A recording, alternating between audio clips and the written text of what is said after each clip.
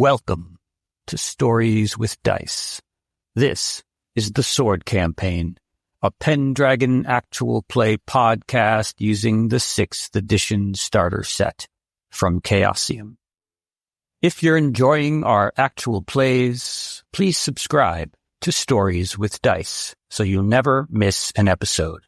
Don't forget to rate and review us. It really helps others discover the podcast. Follow us on social media to stay updated, share your thoughts, and join the conversation. You'll find the relevant links in the description of each episode. Last time on the Sword Campaign, as the Salisbury Knights recovered from the Battle of Carleon, a merchant from St. Albans arrived, claiming Sir Histolwyn fathered his daughter's unborn child. Sir Histolwyn agreed to the marriage, while Sir Caradoc successfully wooed Annabelle, a lady-in-waiting in Count Robert's court. A joyous double wedding followed, attended by King Arthur, and soon after, Sir Histolwyn's wife gave birth to twin sons. At Pentecost, in the new year, Arthur sent our knights to 3 foreign courts to secure military aid against King Lot, whose forces were marching south. King Nym of Galvoy refused their request and seized all the gifts meant for the other 2 lords. While en route to Kemulard, Picts attempted to ambush the knights. And we're back with Pendragon, the Sword Campaign, episode 7. Joined as ever by Ed, playing Sir Ian. Hello. And Tony, playing Sir Caradoc. Hello, hello. And Pete, playing Sir Histolwyn. Hi. The Lustful. So when we last left off, Sir Caradoc was on watch and succeeded in his awareness roll. So he raised the alarm. And Sir Ian, you were in your tent trying to sleep but could not sleep. And Sir Histolwyn, you are awoken by Sir Caradoc's cries. Now, you are not sleeping in your armor. The only one who's armored at the moment is Sir Caradoc because he was on watch. The 2 of you are just wearing your Akaton padding. So that's the only armor that you have. That's what I think. That's what I thought. You probably have that. I probably might put my nasal helmet on and grab my kite shield. That's about right. it. So, and because Sir Caradoc had raised the alarm, the 2 of you have time to grab a weapon, your shield, and helmet.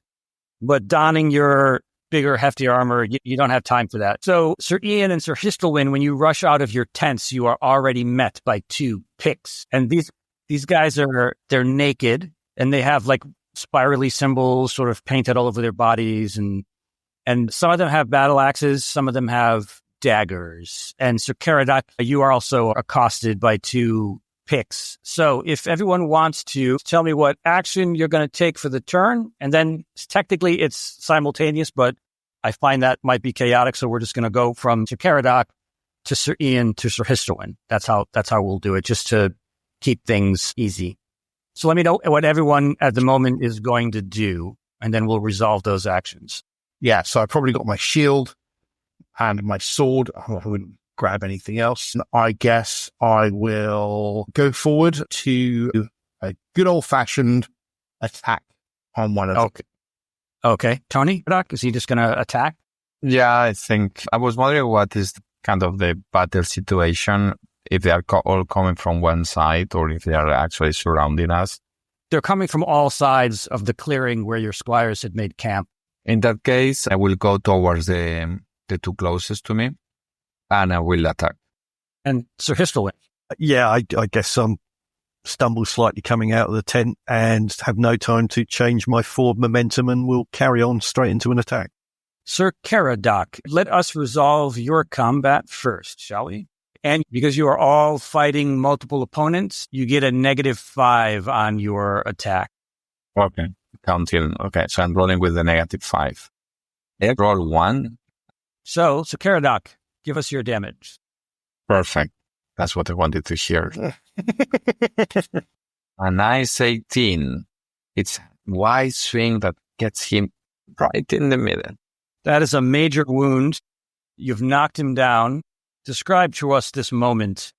So I stand up, I get my shield, and I confront them with my shield, and then I take my long sword and I just he swing in a very wide arc, trying to hit them both, but they hit this guy on the middle, right on the ribs. Yeah, so he swings his battle axe, you clank it against your shield, and you deliver a mighty blow that knocks him to the ground and gives him a major wound. And let me roll for this other person here. And I believe that is going to be a hit. Let me just double check that. I roll for defense or I just roll for attack? No, it's attack. It's attack. Oh, I fail. Okay. I fail. Well, no, not so bad because I have the armor. Yeah, you have your armor. Your armor is 10, so the damage is 7 total. So, Ian. Okay, so I'm going to attack the one on my left. Mine, I need a 14, and I lie. I got a 4, so I succeeded. Did. And, so the only piece of sort of defensive gear that they have are those shields that attached right to the arm, the tarred shield. So he has a partial success, you have a success, so he gets to use that little shield. Roll your damage. Okay, here we go. 15 damage. That is also a major wound. Yeah, so he swings his axe at you and clanks it against your shield. And then I bring my sword down. He kind of goes to raise his little shield on his arm, and I cut into the shield, breaking, well, maybe I scratch along the shield and into where his elbow meets his forearm. I just pull a bunch of tendons from there and slice it through. And then swing my head around, vaguely not knowing where the other one is. Right, yeah, I made one mistake. It's a knockdown, but it's not a major wound. Okay, so cool. you've knocked him to the ground with your mighty blow, and then we'll do the other one here. That is a failure. I might succeed. I got a 6. I needed a 9. It's a -5. So I whack him with the sword as well. He takes a mighty 24. My goodness, that is a major wound. I probably see him coming. Well, maybe I don't see him coming. I kind of put my shield up and I just lash out on the tip of my sword, gashes through his stomach. And I kind of like take a couple of steps back, kind of like, swearing under my breath because, well, in fact, I'm not swearing under my breath. I'm swearing out loud. Fuck you. Okay. So Histel win. So I have a success and you have a failure. Okay. A swing and a miss. So you come rushing out of your tent, swinging at this one Pict, and you've sort of left yourself open, and he jabs you with his dagger. So you can deduct your Acton armor from that 11 damage, which is 2, I believe. Yeah. Yeah. So that's 9 damage. So while that Pict stabs you with his dagger, the other one comes in also with a dagger. Oh, and that is a critical. Not doing too well here. And that's a success. Okay, so a critical versus a success.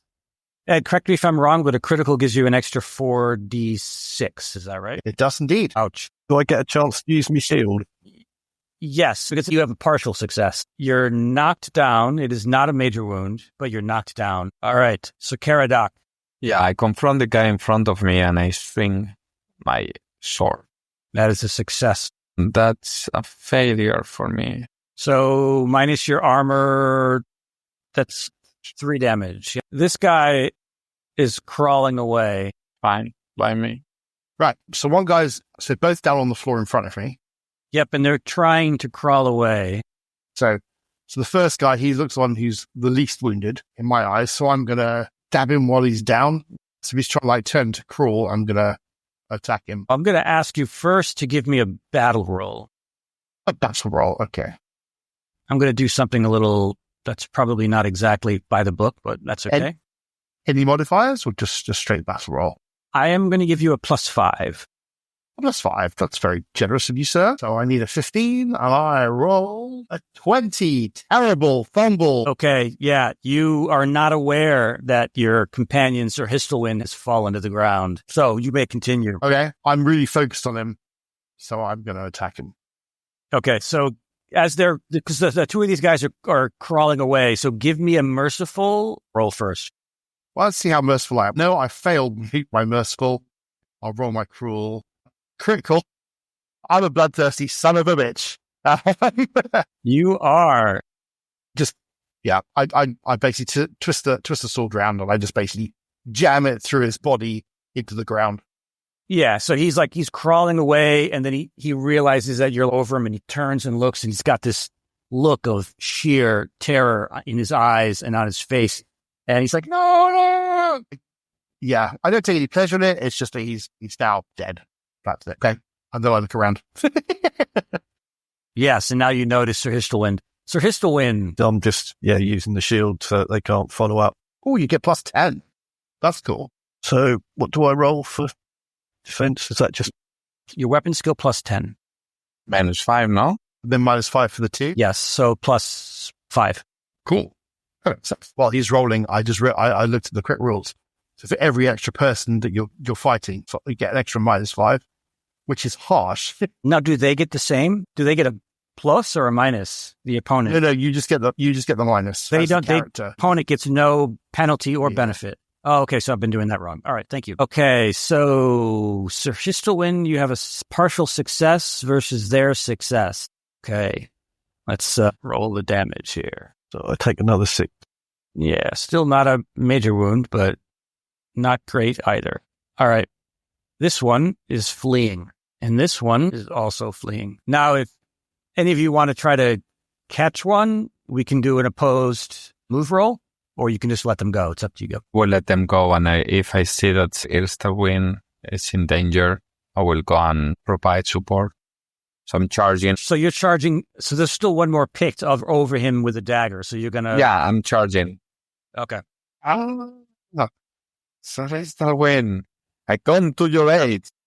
So give me an attack roll, Sir Caradoc, and you have a +5. Okay, success. He failed. So give me your damage. 17 only. He's knocked down. You've given him a major wound. So paint this picture for us. You come charging up, screaming, Sir Histelwind! And I just skewer him with my sword below the sternum, and I push him aside with my shield after that. He falls to the ground, screaming in agony. And Sir Histelwind is also on the ground, bleeding profusely. He hadn't had time to put his armor on. I call my squire to provide support. Okay. This will be for his first aid. Okay. And that is a success. And I must now remind myself what first aid does. First aid. Page 199 on the main book. A first aid roll of success, character gains hit points equal to their healing rate up to the total value of the healed wound. Okay. Thank you. So your healing rate is 3. So you gain 3 back. Okay. So what are you doing?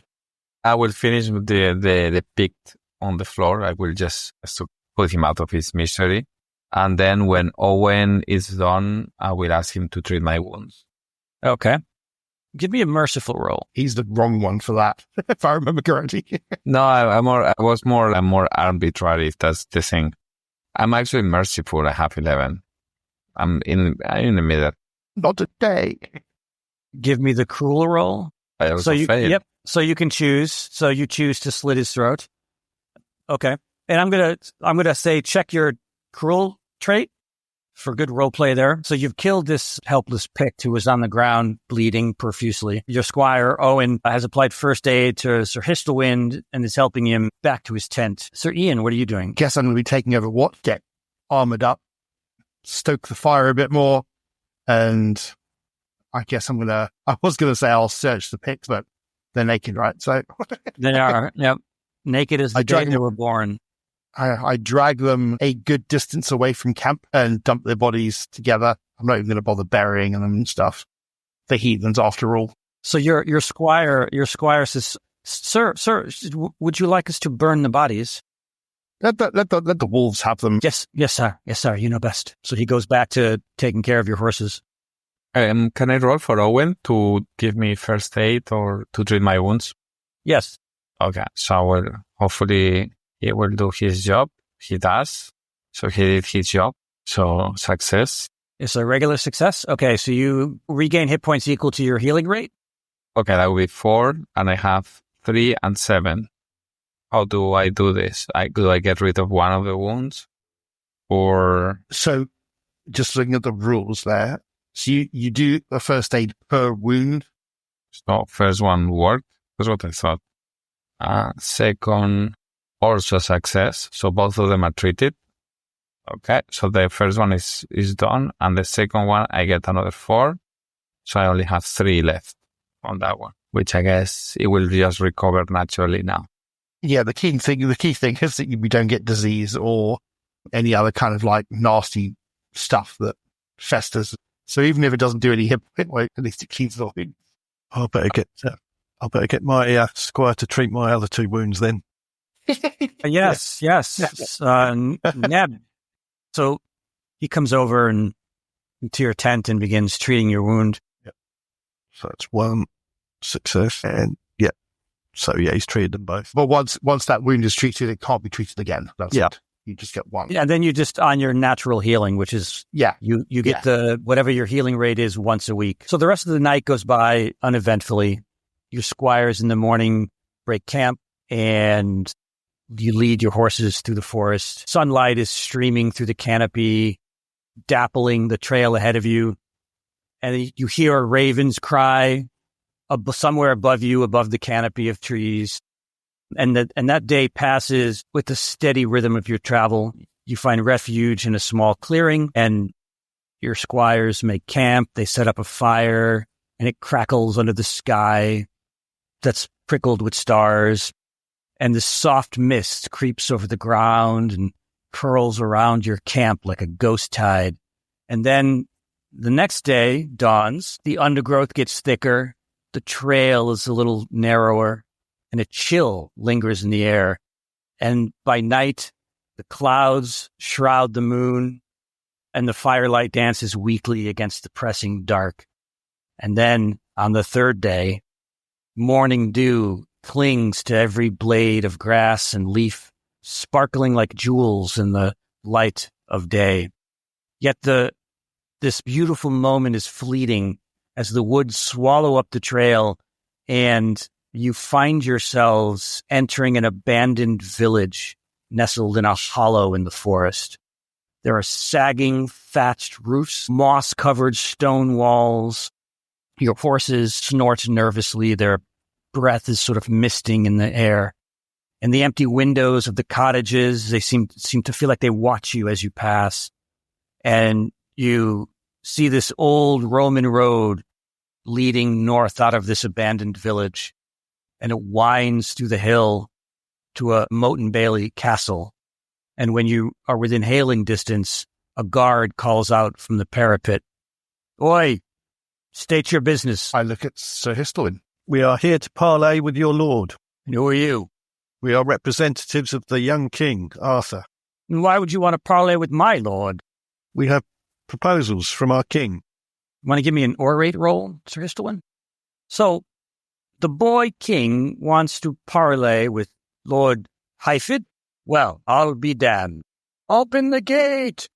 And the gate creaks open, and the gentleman that was at the top of the parapet has come down, and he says, "I meant no disrespect, my lords. There's reports of an enemy army on the move, and, we just can't be letting any strange knights come banging on our door. But come this way. And he takes you through the castle and into their great hall. And there you see the air buzzes with activity. Servants are moving around, setting trestle tables with bread and wine. There's a scent of roasted meat that's filling the room that is making your mouths water. And at the head of the hall stands Sir Hyfid. He's one-handed.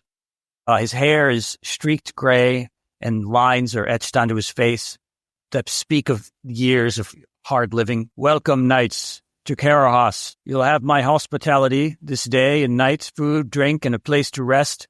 But as for your business, let us discuss that after the evening meal. You must be hungry." And he motions to his squire, and he says, "My squire here, John, will show you to the guest lodge where you can wash and change your clothes." And so he takes you to the guest lodge. You wash up, you change. Your squires, maybe they change your bandages, those of you who got hurt pretty bad in that fight with the Picts. And then Squire John takes you back to the hall, and the meal begins. And, there's the hum of conversation, the clatter of dishes, and some hearty laughs. And as the final course is cleared, Sir Hyford rises from his seat, beckons you forward, and he says, "All right, now that you've had your bellies full, out with it. What is your business?" My lord, the young king, he asks for your assistance. King Lot is known to be marching upon us. And if you would wish to show your allegiance to the young king and prove your loyalty, then if you and your men would meet us at Lambor, where his armies march north to face them in battle, he would be honoured and grateful to you. Sir Hyford strokes his chin and he says, "Well, sir, my loyalty lies with King Leo de Grance of Cameliard. I can do nothing without his say-so, but luck is with you this evening. We expect the king any day now. You will remain here until he arrives.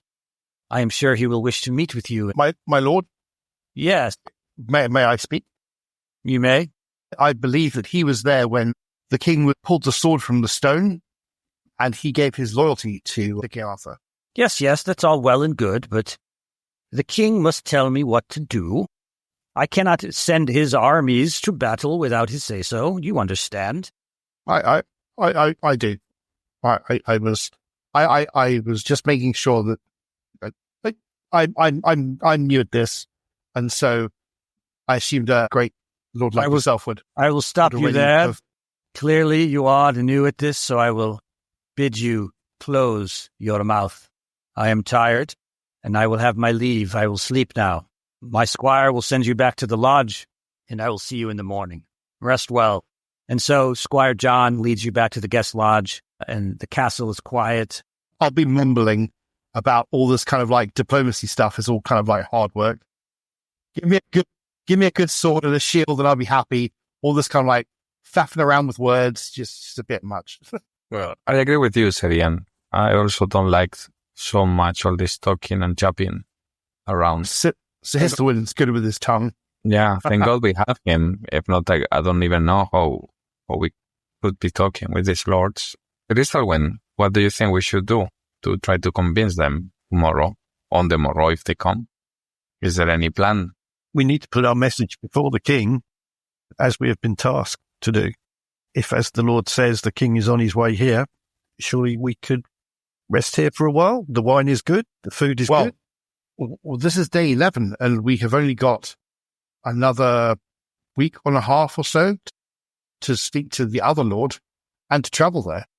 I don't know how far it is to the last lord's keep. Yeah, one point of order is in the last episode I said you had 2 weeks. That was incorrect. You have 3 weeks. So yeah, Sir Ed is correct. So do we know how far it is to the next? You don't. No. Okay, never been this far. I'm up north, as they say. Serian, in any case, we cannot leave without saying our piece to these lords. I agree, and we don't even have a gift to give him. And you also know that you can't leave without his say so. He hasn't given you his permission to leave, so you can't leave. I mean, you could leave, but then that would be a slight, and you would lose honor for doing that. Perhaps we could propose. I don't know if we can propose it directly. Perhaps not, said Starwin. But perhaps we can propose like a hunt tomorrow, and try to use this time hunting to get him on our side. We can show our progress in weapons, perhaps get a nice board and a nice dinner, and get him on good spirits on the night. I can sing, we can do something, anything to prepare for the other king. Fine idea, Sir Caradoc. Okay, so you guys get a good night's sleep, probably the first good night's sleep for a while since you've been sleeping on the road for 11 days now in the woods. So the next morning you're roused early by the servants. They escort you to the great hall. Hearty breakfast awaits you. And Sir Hyford is there. He's already seated at his main table. Welcome, good sirs. I trust you had a good night's sleep. Indeed, sir. We thank you for your hospitality and the good night's sleep. We need it after the last days.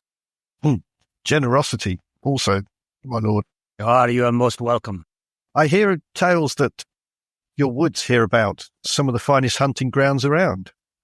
Me and my companions are fond of the hunt. Is there any chance that we may hunt with you? He bangs his fist on the table and he says, "That is a mighty fine idea. We shall go on a hunt while we wait for the king's arrival. The forest will offer us some sport this day. I like the way you think." I raise a glass to your hospitality, generosity, and fine hunting. And so you guys, you drink, you finish your breakfast, and then Sir Hyford leads you into the woods. You guys are looking for signs of game. The air is thick with the scent of pine and damp earth and the sound of rustling leaves and snapping twigs as you move deeper into the trees. Birds are chittering. Everybody give me a hunting roll. I'm confused already. My hunting is 5. Well, good luck to you, Sir Ian. I have a spear and a healthy respect for very large game. Oh, no. I got a 20. I completely botched that. I fumbled. You did. Success for me. Yeah. Okay. So, Sir Ian, so you hear something in the underbrush and you've got your spear and you see some movement and you just lunge at whatever's moving in the underbrush. It wasn't even a boar. It was a mouse. And you just slam your spear right into the ground. You stumble and the spear snaps. You can remove a spear from your character sheet, please. Thank you, kind sir. That could be a lot worse. Sir Caradoc and Sir Histolwyn, both of you in sort of separate occasions, corner a hare. And swift as it is, your spears are true.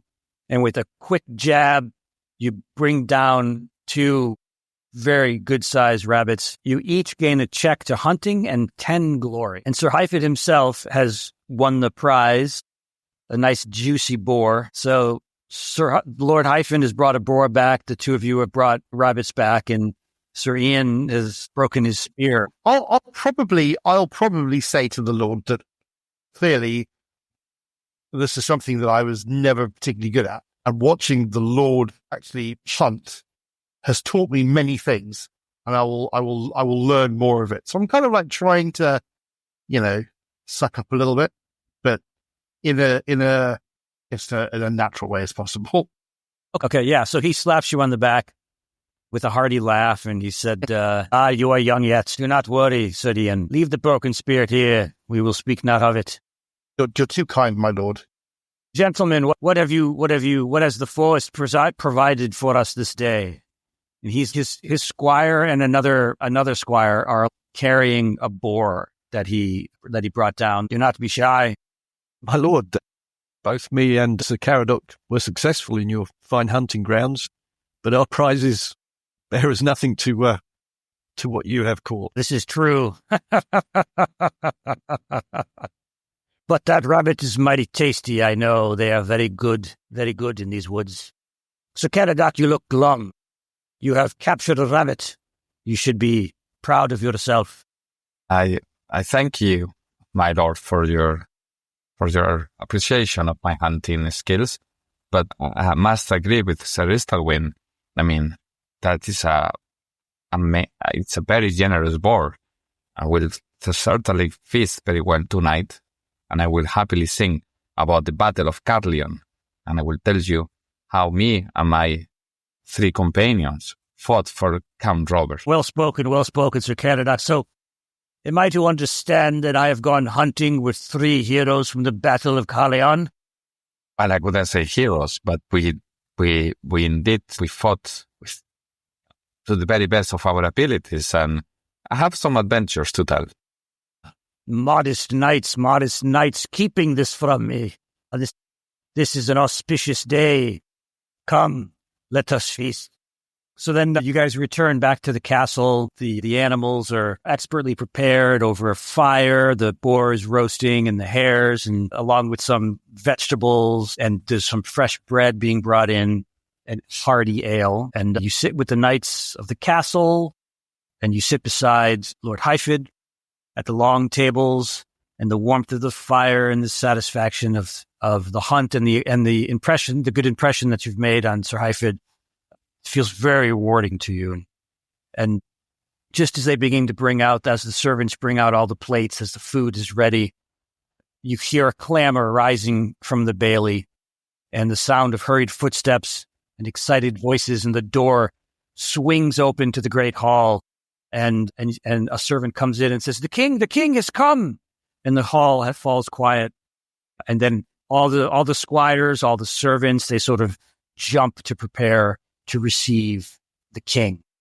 And Sir Hyfid stands up, and before he steps out of the hall, he turns to you and he says, I must attend to my lord. You may stay here and wait his arrival, or follow if you wish, but we will feast. No one will touch these plates until we return. We follow thee, my lord. We must welcome the king. You follow Sir Hyfid toward the bailey.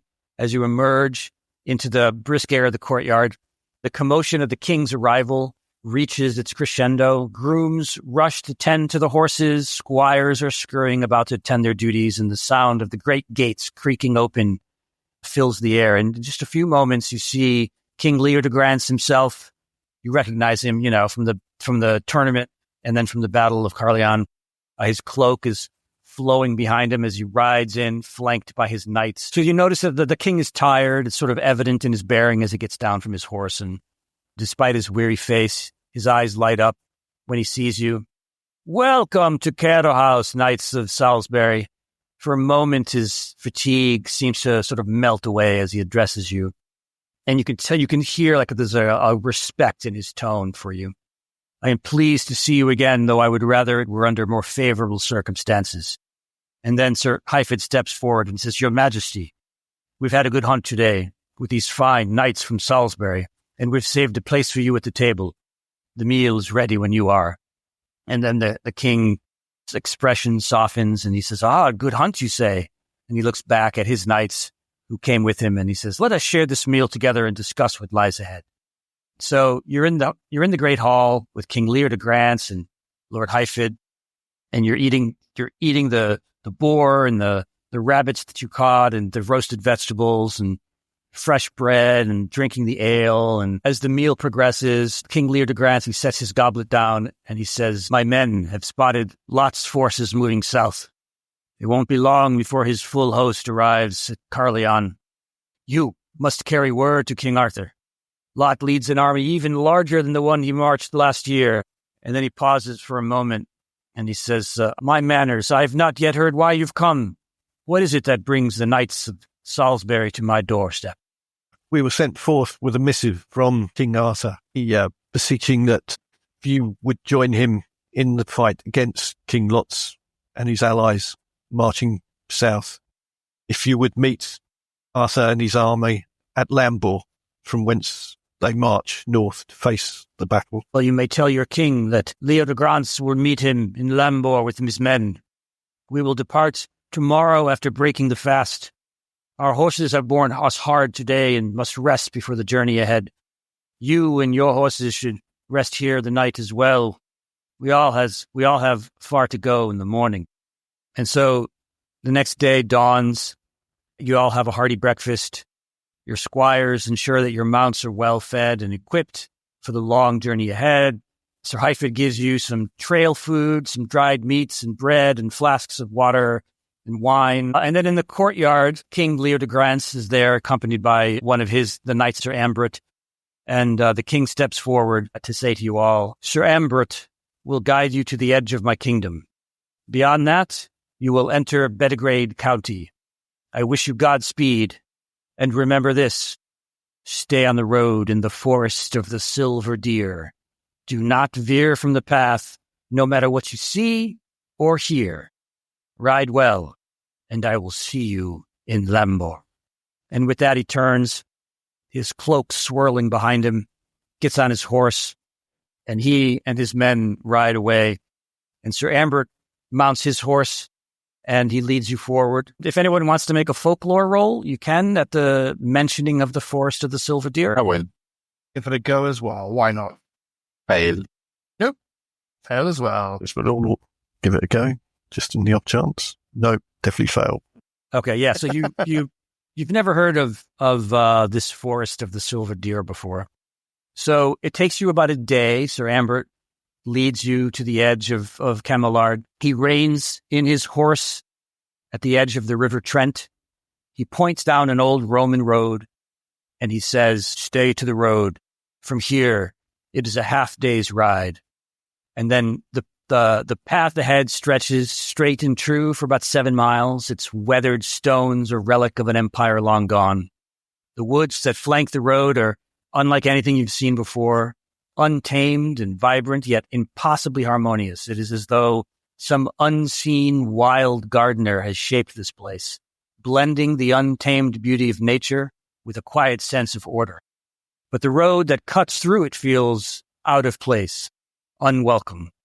Your horses move at a steady pace, the sounds of their hooves echoing on the cobblestone, and then an unnatural hush falls over the woods. And up ahead, on the road, you see a man. He stepped out of the forest. But then the figure shimmers in the shifting, dappled light of the trees. He's transforming before your eyes into the largest wolf you have ever seen.